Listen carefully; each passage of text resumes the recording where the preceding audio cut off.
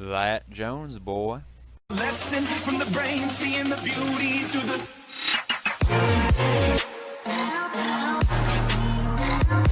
What is up, YouTube, and welcome to the Left Turn Report, where we go ahead and, report on all the different things happening in NASCAR. Well, maybe not all, but most of the important things going on in NASCAR. And today we're going to be talking about some more sponsorship stuff. Kevin Harvick signs a 2-year extension with Stewart-Haas Racing, and I kind of expect him to be retiring soon, so that's kind of a doozy.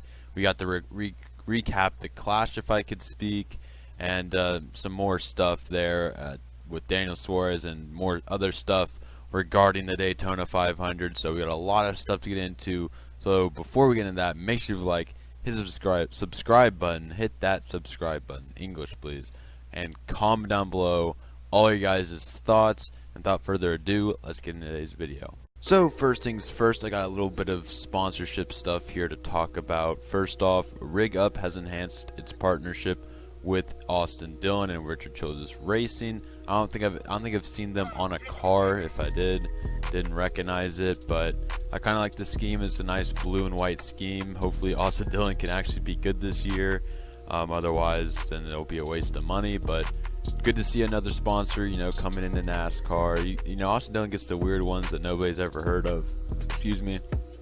So, yeah, there's that. I mean, apparently it's something big. It's in the energy industry, but I personally had not heard of it. Also, Jeffrey Earnhardt is now riding with JD Motorsports for a limited Xfinity schedule, which is similar to last year, what he did with a much better team at Joe Gibbs. But if you guys don't know, JD Motorsports is the same team that Ross Chastain drove the 4, I believe.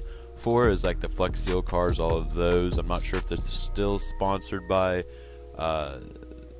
Flex Seal and all of them, but obviously they got sponsorship somewhere. So nice to see Jeffrey Earnhardt back. I feel like Jeffrey Earnhardt had a pretty good showing in Joe Gibbs. We'll see how he does. Obviously not as good in JD, but maybe something can happen. Who knows? No report on how long or what races he will be running with JD Motorsports. There's some bigger stuff with the Daytona 500. Ricky Stenhouse Jr. was able to get the pole position for the Daytona 500, driving the 47 JTG Daugherty Chevrolet, which is something I thought I'd never say. JTG getting a pole, that is, which, I mean, it is,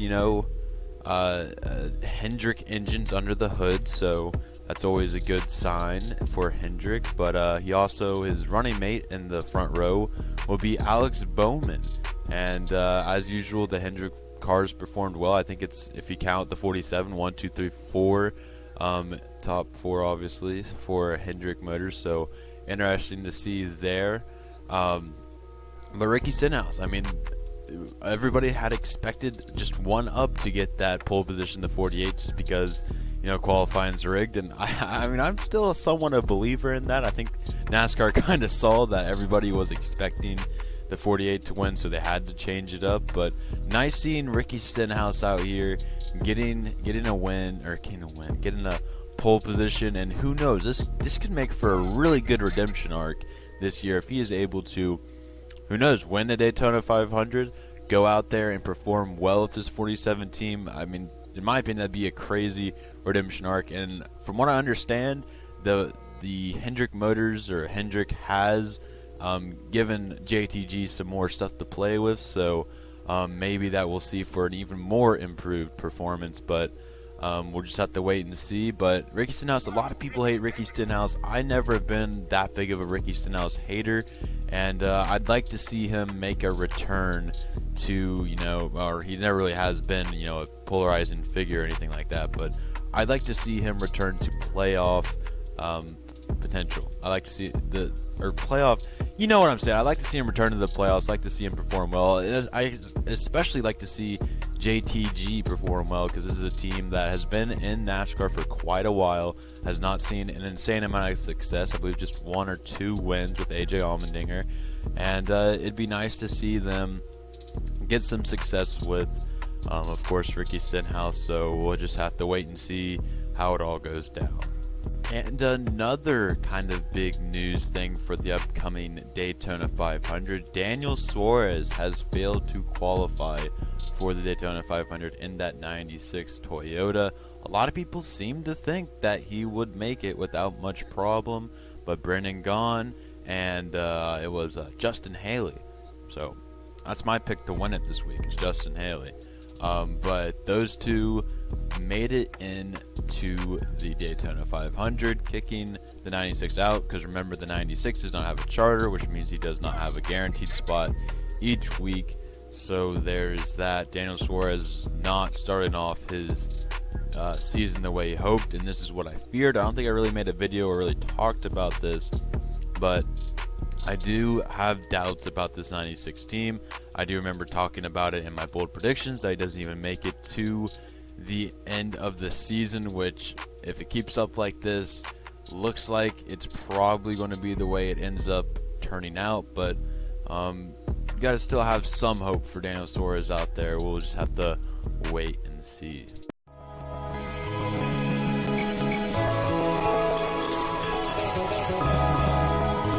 Now, it was announced also that Kevin Harvick has signed a 2-year extension with Stewart-Haas. Now, I think this is the last contract. I think 3 more years. He'll be somewhat nearing 50s, it feels like. So I would say he's getting close to that retirement age, but who knows? I mean, Mark Martin's made it very far into his 50s. Made it. Had made it far into his 50s. Kevin Harvick would be the guy to do it, and I'm not saying, I mean, as long as he keeps on, going the way he is, there's no reason for him to stop, no reason for me to want him to stop. So, but, I would say this is kind of, who knows, it could be the end of his, but we said that about Jimmy Johnson a while, but finally it actually is, so who knows, we'll have to just wait and see. But anybody who was looking for Kevin Harvick to leave, I mean, I had a feeling that he would we knew this wasn't his last year. I feel like next year was going to be his last year. But then I was thinking, maybe the year after that. So here we go, a 2-year extension. We'll see how it goes. But if you guys were wanting to see Kevin Harvick retire soon, you're going to be waiting quite a while for that. And I mean, he's got good sponsorship with Busch, so I don't see any reason why he would want to leave, unless he wants to be with his family or something like that. But why there'd be any reason to be forced out with the way he's been performing. So yeah, that's pretty much it with the Kevin Harvick situation. He's going to be here for a while, and who knows, maybe even capture a championship or two.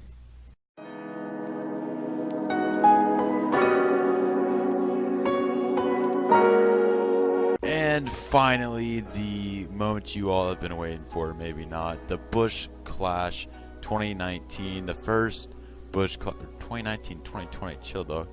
The Busch Clash, the first one since 1979, I believe. You can fact check me on that.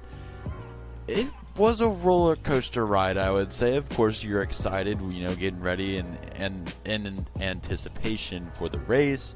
The first 5 laps go, and we're in Thomas the Train Engine train here. And then, Chevy started running some strategy, running the inside, and kind of, laid off, trying to save fuel, or I don't know what they're really doing, just kind of chilling, I guess. And then, we had this depiction, and it just popped in my head. It really reminded me of, really what the competition is like here. We got Ford and Toyota, interchangeable, battling and competing at the top of the sport. And then we just have Chevy, just a couple tenths back, just like 5 to 7 tenths back behind those guys. And I'm not sure that's what they intended, but that's really all I could see, is just really the representation of speed. Now, I know that they were actually letting off. Chevy was letting off for whatever reason, but I just find that funny that that's really how the competition is at the moment. It's getting better. Last year was getting better. We'll see if this new car makes it any better or just keeps it the same or whatever. But anyways, so that happens. The caution comes out, and there's a lot of strategy. The announcers seem to think that Chevy was going to pit right before the caution, but the actuality was Ford and Toyota pit right before the caution, and Chevy stayed out. Now, mostly the Chevy leaders seem to be William Byron, which is weird to me. He always seemed to be at the front of the pack when it came to the Chevys, but I guess it's just kind of how it turned out. But the caution happens. Obviously, Ford and Toyota already pitted, and Chevy pits during the caution. I think Ryan Newman seems like he was the one that pit with the Chevys. He was a Ford. And I think Joey Logano as well, because he ended up in the pack with the Chevys. So then the restart happens, and Chevy once again, kind of drops back from the lead pack. Ryan Newman stays with everybody else, but Joey Logano goes with the Chevys. He stays, and this narrative starts pulling, as we heard 5 million times. Well, I mean, really there wasn't anything else to talk about, so I guess it's not really on Fox or anything like that. There's not much else to talk about here, so I'll give him a pass on that one. So then we have that happening where you have Chevy letting off, and then eventually the Toyotas and Fords would pit. They would pit, have their own group. I think they ended up about 20 to 25 seconds behind the Chevys, and they were able to, within the span of 20 laps, 25 laps maybe, they were able to make their way back up with the Chevys, and then chaos ensued. Finally, after roughly 60 laps, I feel like it was at the 60 lap point, we finally get ourselves some good old super speedway racing. We got Chevys, they're falling back, like, oh shit, mission failed, and they're going crazy. And then we get the Joey Logano Kyle Busch wreck, and so that happens. And I think Brad Keselowski, he definitely was out after this one. Brad Keselowski slammed a truck or something like that, and I actually missed it because it was I think it was during commercial break, and I went to go do something, came back, and just happened to see him hit something. And so he did that. It's kind of some sparks flaring in the clash. And then William Byron, the only way I can depict this is, when you're in a NASCAR Heat 4, I almost said Heat 5 lobby, and right off the restart, there's always that big wreck, no matter where you're at, Bristol, Martinsville, Daytona, ISM, Atlanta, any track in there. When you have probably 20 plus people, probably 15 plus people, there's always that wreck that consists of, about 5 to 10 cars. And that's what happened there. I think William Byron and Ryan Newman just turned left, and that took out the entire field. And then we were down to roughly 8 people, I feel like 8 to 10. And then so we have about 8 to 10 people. We go about, and at this point we're in overtime, and we go to turn 3, and then Hamlin blows a tire, which then takes out another 4 to 5 people, and we go under red. Actually, no, the red flag was for the one before. No, maybe it wasn't. There was a red flag at some point. I can't remember which one the red flag was for. I think it was before, for the one, whichever one Joey Logano literally took half the turf from Daytona. I mean, if you look at his pit box, there was dirt everywhere. But then we get to the final restart, I believe. No, not the final restart, because Chase Elliott's still out there. So we have, I believe it's down to Chase Elliott, Kyle Larson, Austin Dillon, Clint Boyer, but his fender, or not his fender, but spoiler is crooked and all that. And Eric Jones is still out there. He's all beat up. Denny Hamlin's a couple laps down, and I feel like that is the group. So we go green again, and seems like Chase Elliott and Larson. I think Larson's in front of Chase. Chase is trying to get around him. Chase gets blocked by Larson on the outside. He goes low. Larson follows, chops his nose off, and we have another caution involving Chase Elliott, ending Chase Elliott's day. But I really think I think Eric Jones was involved again. He was beat up already. He was even more beat up by the wreck, and that would be the final wreck of the day, as we are now down to 6 drivers left in the race.